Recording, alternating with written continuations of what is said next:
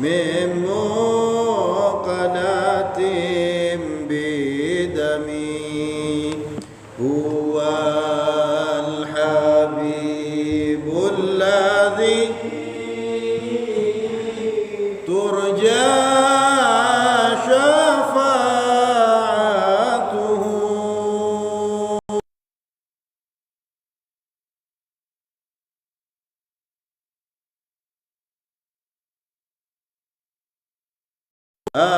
أهوالي مقتهمي يا ربي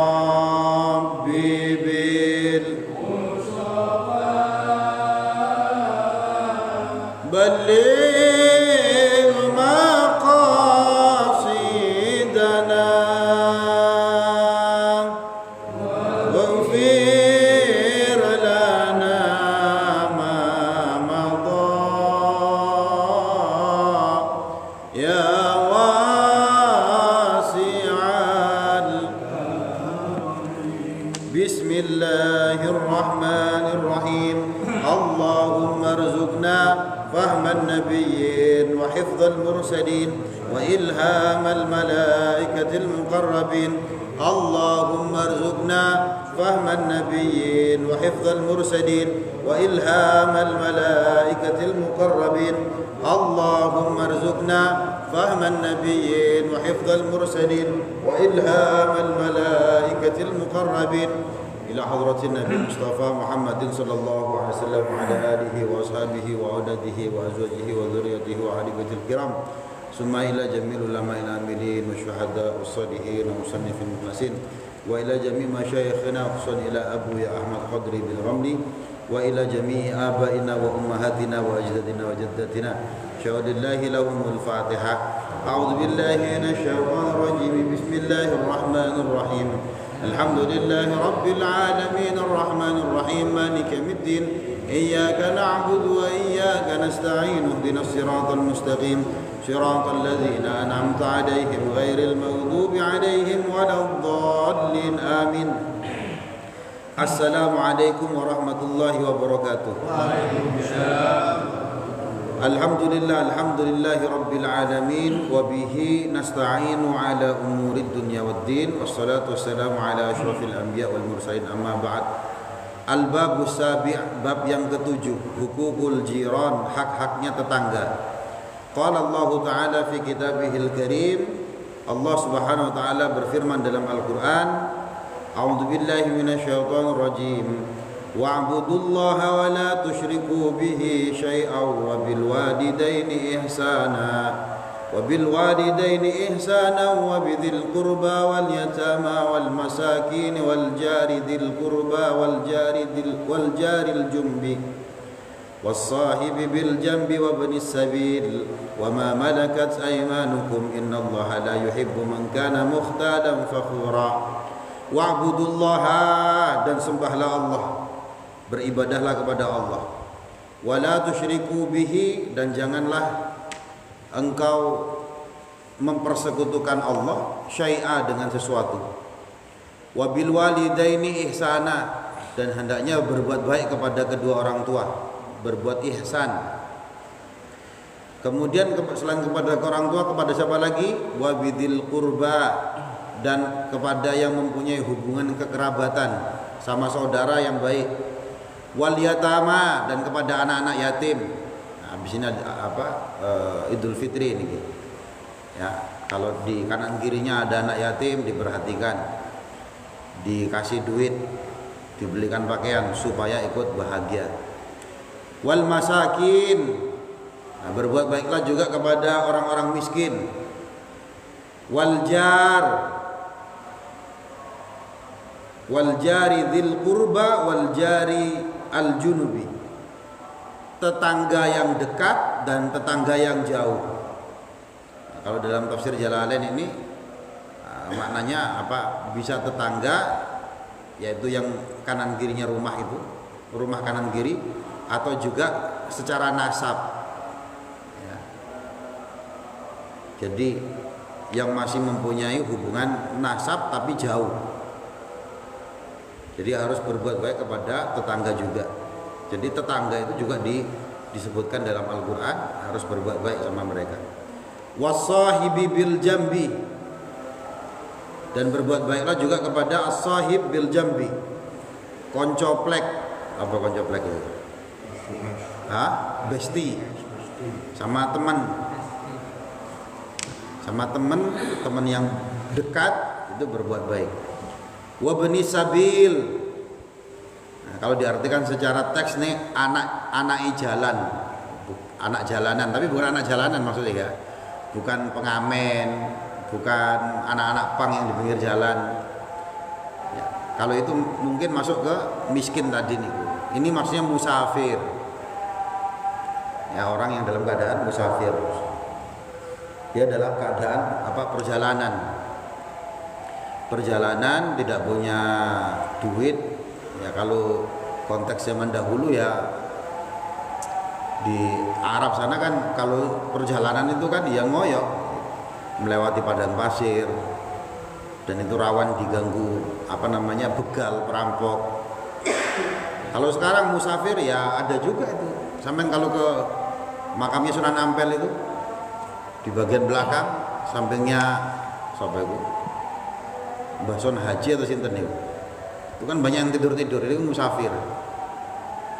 Tapi musafir dengan makna beda nih. Maksudnya kalau di sini kan sini kalau bisa ya dari kuburan ke kuburan, pernah lihat sampai?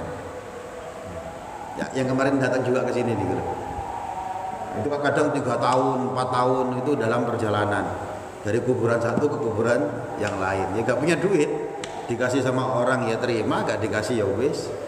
Ya, tidurnya di masjid. Jadi kalau ada makamnya wali dia datang memikir 3 hari di sana, kemudian pergi lagi ke Sunan Ampel. Saya pernah ketemu yang orang Malang itu 3 tahun. Embuh lapo ya 3 tahun ini. 3 tahun keluar.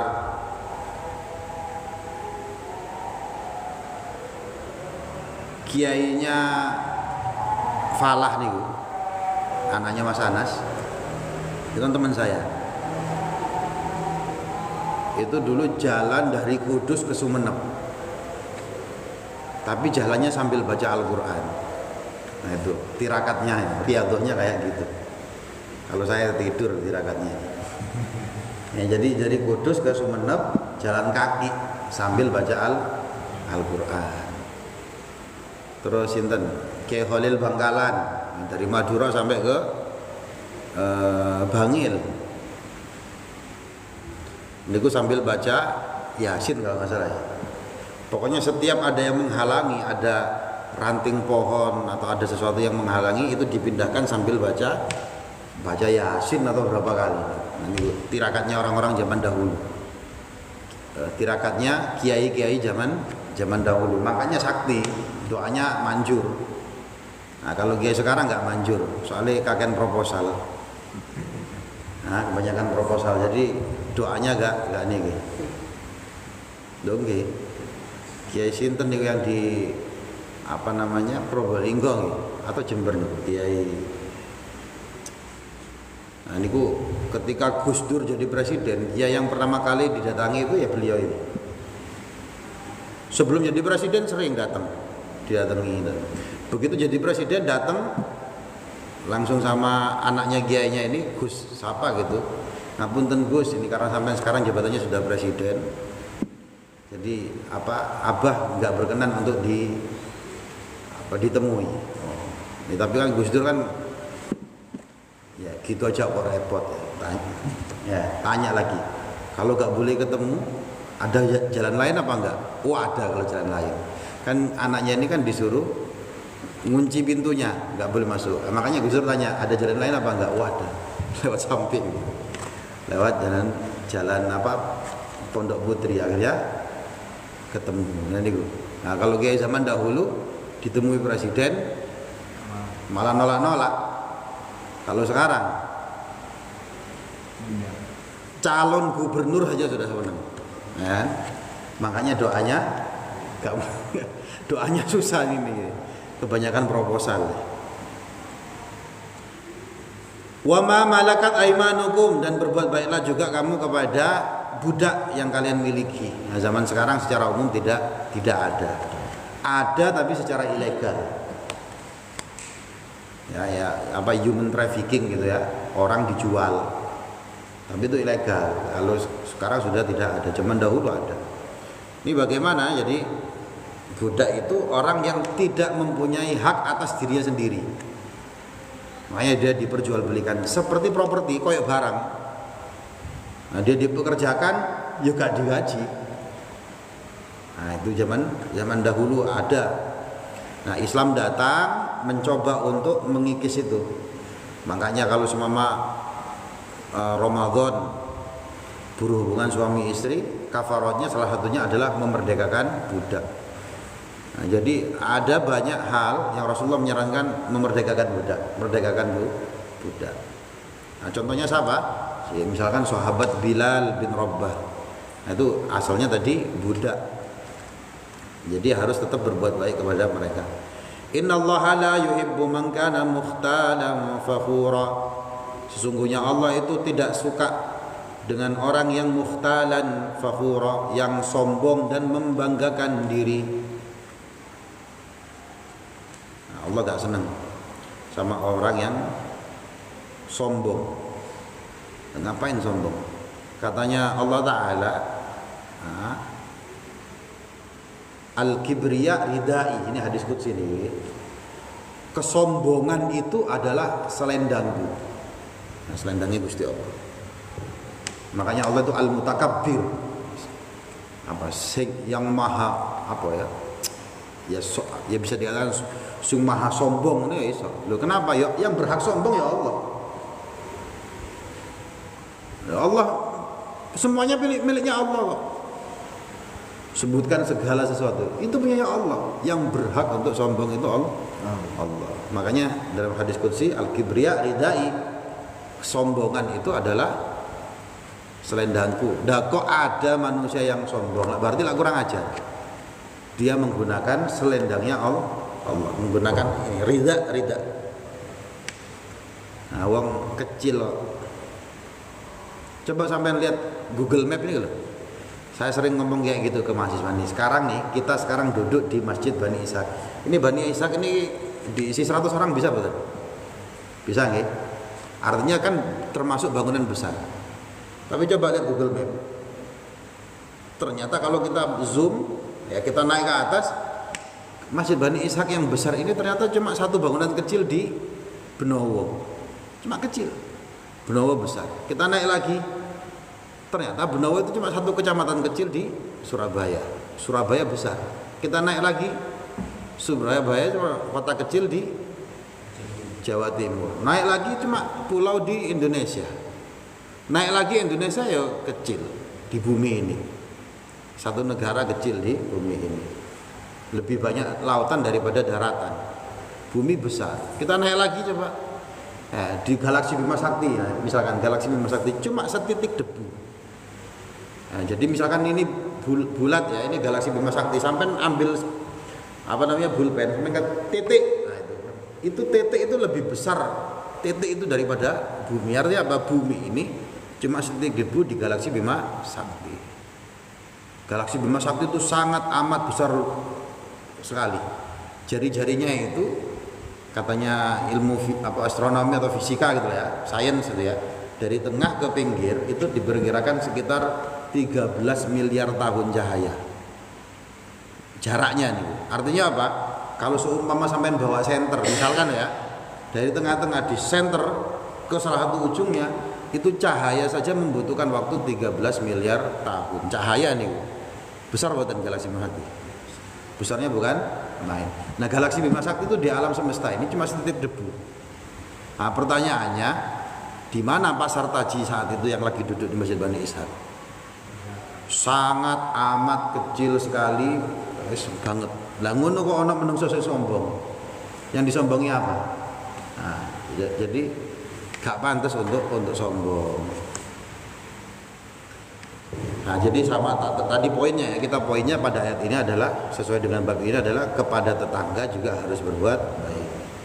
Wa qala aidan wa yu'rithuna ala anfusihim walau kana bihim khassasah. Niki penggalan ayat ya, ayatnya tidak lengkap. Wa yu'rithuna, dan mereka lebih diutamakan ala anfusihim atas diri mereka, walau kana bihim khasasah, walaupun mereka butuh. Ini konteks ayat ini. Jadi dulu ketika orang-orang Islam dari kota Mekah diperintahkan oleh Rasulullah untuk hijrah ke Madinah, orang yang hijrah disebut muhajir. Orang yang di Madinah, penduduk Madinah disebut ansor, yang membantu orang-orang yang muhajir itu. Nah, orang-orang muhajir ini, kaum muhajirin dalam kondisi susah, mereka pindah niku ya gak bawa hartanya, ya, orang miskin. Ya kalau sekarang konteksnya kayak orang-orang apa itu yang dihabisin sama orang-orang Buddha nih, Rohingya. Nah, mereka hijrah mana-mana kan, ada yang ke Australia, ada yang ke Indonesia. Nah, tapi akhirnya bikin konflik juga nih, ini konflik sosial. Atau seperti di Turki nih, waktu Suriah konflik, ini kan banyak orang-orang Suriah yang lari ke Turki. Nah itu orang-orang yang hijrah. Mereka dalam keadaan susah, ya, nggak punya rumah, nggak punya harta. Nah ini apa yang dilakukan oleh orang-orang Ansor pada saat itu betul-betul membantu. Nah, ayat ini asbabun nuzulnya begini. Ada muhajir hijrah, kemudian datang ke Rasulullah. Akhirnya Rasulullah datang ke istri-istri beliau, ngasih pengumuman, ada yang punya makanan di antara istrinya Rasulullah. Enggak ada, kita enggak punya makanan. Bayangkan nih, Rasulullah enggak punya makanan. Nah, karena istri-istri beliau tidak punya makanan, akhirnya diumumkan ke para sahabat. Ya, sahabat-sahabatku, ada enggak yang bisa memberi makan kepada orang ini, tamu ini? Nah, ada, kemudian sahabat, saya bisa. Akhirnya diundang, datang ke rumahnya. Pas datang dia bisik-bisik ke istrinya, punya makanan enggak? Loh, ada, tapi cuma untuk jatahnya, cuma untuk anak kita tok. Yang untuk kita saja enggak ada. Apa yang dilakukan sahabat tadi, sahabat Ansor? Bos, kamu masak saja. Anakmu kalau lapar-lapar kamu tidurkan. Piye carane? Bagaimana caranya supaya anak kita tidur? Ya, akhirnya masak, anaknya ditidurkan, masak. Nah, ketika waktunya makanan, masak itu lampunya pura-pura diperbaiki, padahal dimatikan supaya gelap. Akhirnya dikasih makan. Ya, suami istri ini piringnya kosong, pura-pura makan. Nah, yang tamunya makan. Ini sampai sebegitunya. Nah, maka turunnya wa yu'ritsuna ala anfusihim. Nah, orang-orang muhajir itu yang tamu ini lebih diutamakan daripada dirinya mereka sendiri. Walau kana bihim khasasah, walaupun mereka juga butuh. Nah, besoknya mereka berdua ini suami istri datang ke Rasulullah. Rasulullah kan yang namanya Nabi ya, dikasih tahu sama Allah Ta'ala. Akhirnya dikabari, Gusti Allah tersenyum dan takjub terhadap perilaku kalian. Maka turunlah ayat ini ya, karena mengutamakan orang lain. Nah itu luar biasa orang-orang Ansor dan Muhajir itu. Ada juga misalkan sahabat Sa'ad bin Rabi', ini orang Ansor, kaya. Datanglah kemudian muhajir, sahabat muhajirin, namanya sahabat Abdurrahman bin Auf. Ini kaya juga, ini miliarder ini kalau zaman sekarang. Crazy rich. Nah, kalau orang bilang kayanya gak ketulungan. Tapi begitu hijrah ya miskin, nggak punya uang, hartanya semuanya ditinggalkan di Mekah kok demi memelihara mengamankan keimanannya ini. Nah kemudian sahabat kan dibagi-bagi nih. Abdurrahman bin Auf ini tinggal dijamu sama sahabat Sa'ad bin Rabi'. Saking kepingin nikunya mengutamakan Abdurrahman bin Auf, Sa'ad bin Rabi' ini bilang, separuh hartaku kamu ambil semuanya, bahkan kalau kamu mau istriku ini tak ceraikan, mana yang kamu itu kan tak ceraikan, kamu nikahi, sampai segitunya. Nah, zaman dulu kan istrinya banyak ya, waktu belum turun ayat tentang batasan menikah nih, di zaman dulu ya masih boleh. Tapi kalau melihat ayat-ayat semacam itu jangan pakai kacamata orang zaman sekarang ya. Kalau zaman sekarang ya berantakan semuanya. Ya, misalkan kalau di ajarannya orang-orang Yahudi itu batas minimal menikah minimal itu 3 tahun. Kalau zaman sekarang 3 tahun gurung TK. Nah, makanya nggak bisa melihat kondisi zaman dahulu dengan kacamata zaman sekarang. Dan itu sahabat Sa'ad itu sampai sebegitunya. Tapi Abdurrahman bin Auf nggak mau. Nggak mau. Saya cuma minta tolong satu saja. Tunjukkan pasar ada di mana. Nah ini caranya bisnisnya sahabat Abdurrahman bin Auf. Pasar ada di Kendung sana. Akhirnya mendatangi pasar itu diteliti. Ini yang dibutuhkan apa dan sebagainya. Jadi mentalnya memang mental bisnis. Sahabat Abdurrahman bin Auf ini Pak, ini sahabat yang tidak kepingin miskin tapi nggak bisa miskin. Sahabat Abdurrahman bin Auf, kayaknya bukan main. Jadi kalau dia dagang apapun, dia berpikir bagaimana supaya rugi, supaya miskin itu nggak bisa. Ya, sampai dia kepingin miskin itu pernah suatu saat dia itu membeli kurma bosok. Karena pikirannya dia kalau kurma bosok gak ada yang beli. Lah kok di daerah satu tempat itu ada wabah. Konon di sana itu obatnya adalah memakan kurma bosok. Akhirnya didatangi, wong dia stoknya banyak, kurma bosok punya stok banyak. Jadi akhirnya dijual. Mau miskin nggak bisa. Ya, makanya pernah suatu saat Rasulullah niku lagi majelis kayak gitu, majelis ta'lim ya sama para sahabat. Abdurrahman bin Auf belum datang, ditanya, "Mana Abdurrahman bin Auf?" Masih belum datang. Katanya Rasulullah, nanti Abdurrahman bin Auf ini masuk surga, tapi masuk surganya terakhir. Kenapa kok terakhir? Gara-gara hartanya. Nah, mengaudit hartanya di akhirat itu loh, di akhirat hartanya diaudit terlalu banyak. Ini untuk gaji ini terlalu banyak, akhirnya terakhir masuk surganya. Nah, kabar ini didengar sama Abdurrahman bin Auf, gak mau dia masuk surga terakhir. Akhirnya begitu dia dapat duit langsung semuanya sedekahkan. Begitu dapat duit semuanya sedekahkan. Nah, suatu saat Rasulullah bilang Abdurrahman bin Auf nanti masuk surga. Masuk surganya terlalu cepat. Yang lain masih diaudit, dia terlalu cepat. Kenapa? Karena hartanya auditnya gampang. Ya, dapat gaji 10 juta untuk apa? Semuanya sedekah. Besoknya lagi dapat uang lagi untuk apa? Semuanya sedekah. Jadi kalau diaudit itu terlalu gampang, akhirnya sudah masuk surga semua. Auditnya mudah. Tapi kita jangan niru kayak gini, ya. Nanti kalau kayak gini, begitu saya dapat gaji niru, sampai malah merepotkan tetangga, nggak punya uang, nanti malah ngutang-ngutang nanti. Nah kita nggak bisa niru makomnya sahabat Abdurrahman bin Auf.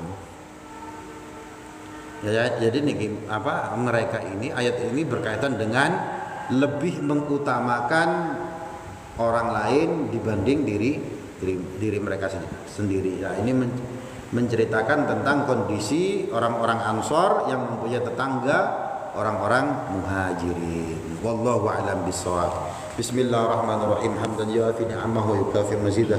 Ya Rabbana lakal hamdu kama yanbaghi li jalali wajhikal karim wa 'azimi sultanik. Allahumma salli ala sayyidina Muhammad wa ala sayyidina Muhammad walhamdulillahi rabbil alamin. Allahumma ighfir lil muslimin wal muslimat wal mu'minin wal mu'minat al ahya' minhum wal amwat innaka sami'un qaribun mujibud da'wat wa qadil hajat. اللهم اغفر لنا ذنوبنا ولوالدينا وارحمهم كما ربنا صغارا اللهم انا نسالك علما نافعا ورزقا واسعا حلالا طيبا وعملا صالحا متقبلا اللهم اجعل اخر كلامنا لا اله الا الله محمد رسول الله يا الله بها يا الله بها يا الله بحسن الخاتمه اللهم انزل الرحمه والبركه والسكينه المطمئنه والسلام والمغفره علينا جميعا وعلى جميع اهلنا واسرتنا وعلى معادنا المعاونه وامر احادنا بجزء كثيرا من التلاميذ والتلميذات واجعلهم ولدنا من أهل العلم وأهل الخير وأهل التقى وأهل الاستقامة وأهل القرآن. اللهم إنا نسألك سلامة في الدين وعافية في الجسد وزيادة في العلم وبركة في الرزق وتوبة قبل الموت ورحمة عند الموت ومغفرة بعد الموت. اللهم هون علينا في سكرات الموت والنجاة من النار والعفو عند الحساب. ربنا لا تزغ قلوبنا بعد إذ هديتنا وهب لنا من لدنك رحمة إنك أنت الوهاب. ربي هب لي من الصالحين. ربنا نجنا من القوم الظالمين. ربنا آتنا في الدنيا حسنة وفي الآخرة حسنة وقنا عذاب النار. سبحان ربك رب العزة عما يصفون وسلام على المرسلين والحمد لله رب العالمين ببركة الفاتحة. أعوذ بالله من الشيطان الرجيم. بسم الله الرحمن الرحيم. الحمد لله رب العالمين.